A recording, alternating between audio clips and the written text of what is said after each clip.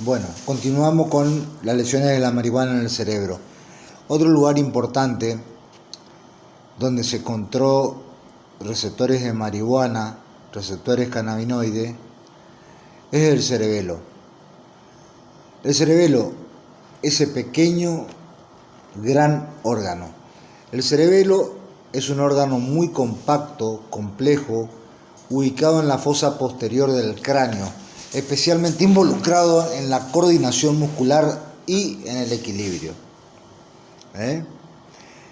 Pocos órganos se consideran tan importantes como el cerebelo. De hecho, a pesar de su pequeño tamaño, que encaja perfectamente por detrás del cerebro y el tallo encefálico, realmente ocupa más de 100.000 millones de neuronas activas que trabajan simultáneamente.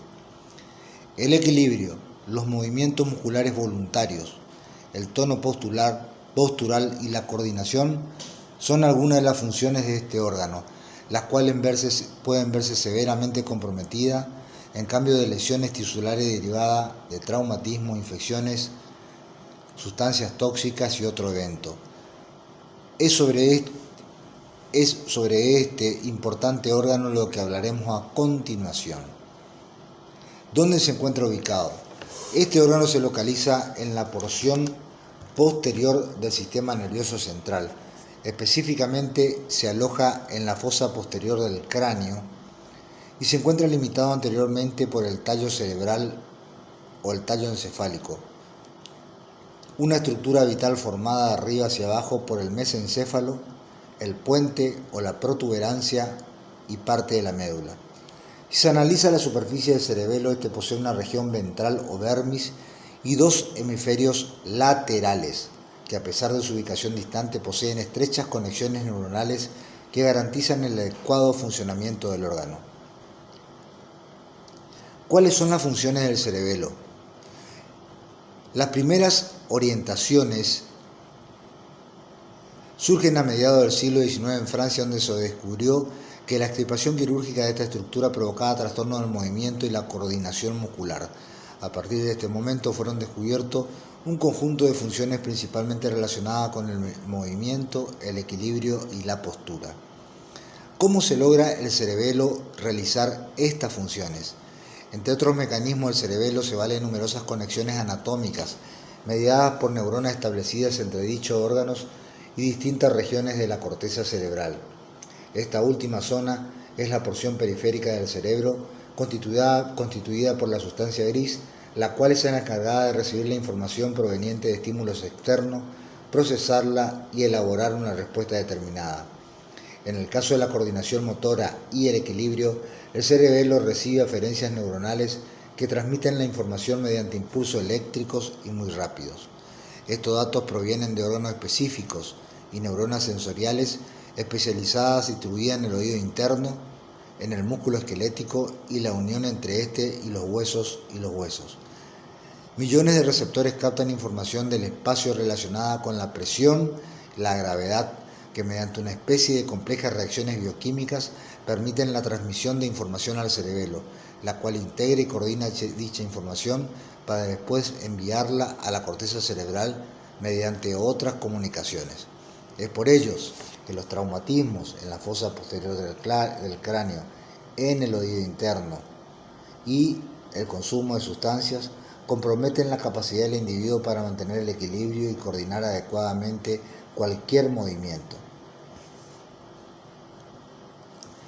El síndrome cerebeloso se experimenta pérdida de fuerza y debilidad muscular.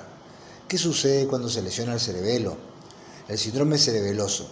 Algunas enfermedades vasculares y hematológicas derivadas de pacientes con aterosclerosis o problemas de coagulación, los tumores del sistema nervioso central y algunas infecciones pueden comprometer el adecuado funcionamiento del cerebelo en todos los aspectos posibles. Las principales manifestaciones consisten en hipotonía, ataxia cerebelosa, un síntoma muy particular que se refiere a la incapacidad de coordinar los movimientos voluntarios de manera efectiva. En algunas ocasiones puede confundirse este trastorno con otras ataxias adquiridas, como las producidas por la esclerosis múltiple. El temblor intencional y las alteraciones de la marcha también son manifestaciones comunes en estos pacientes. El cerebelo y sus funciones. ¿ok? Esto vendría a ser otra parte del sistema que se relaciona directamente con el sistema límbico, donde también hay receptores cannabinoides y donde también impacta la marihuana. En síntesis, el cerebelo es un órgano muy compacto y complejo ubicado en la fosa posterior del cráneo, especialmente involucrado en la coordinación muscular y el equilibrio. Bueno, vamos a otra parte del sistema nervioso, que son los lóbulos frontales. Lóbulos frontales. ¿Qué funciones tienen los lóbulos frontales? También los lóbulos frontales, en los lóbulos frontales se encontraron receptores cannabinoides. El lóbulo frontal es importante para las funciones cognitivas, que significa memoria y aprendizaje, y el control de la actividad y el movimiento voluntario. El lóbulo parietal, que es una parte, digamos, lateral, procesa información relacionada con la temperatura, el gusto, el tacto y el movimiento, mientras que el lóbulo occipital es el responsable de la visión. Entonces, hablamos del lóbulo frontal y de sus funciones. Vamos a la parte más importante del lóbulo frontal, a la anatomía y sus funciones. Vamos a tratar de ser lo más sintético posible porque es algo muy largo y muy complejo también. Bueno, a ver un poquitito. El lóbulo frontal y su importancia para la vida.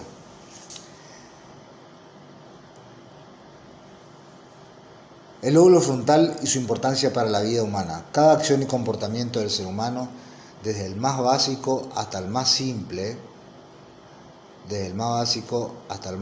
dice.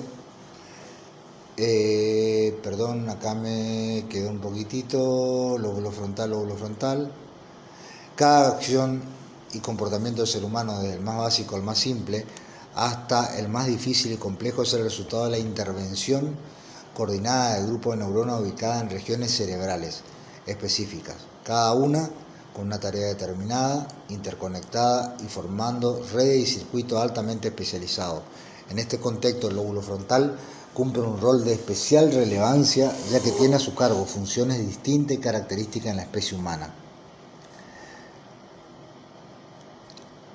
La adquisición de estas capacidades y habilidades es la consecuencia de cientos de miles de años de adaptación evolutiva beneficiosa, en gran parte relacionada a la voluntad de modificación del entorno y a la cooperación social, posibilitando conductas flexibles para poder adaptarse a situaciones cambiantes y complejas.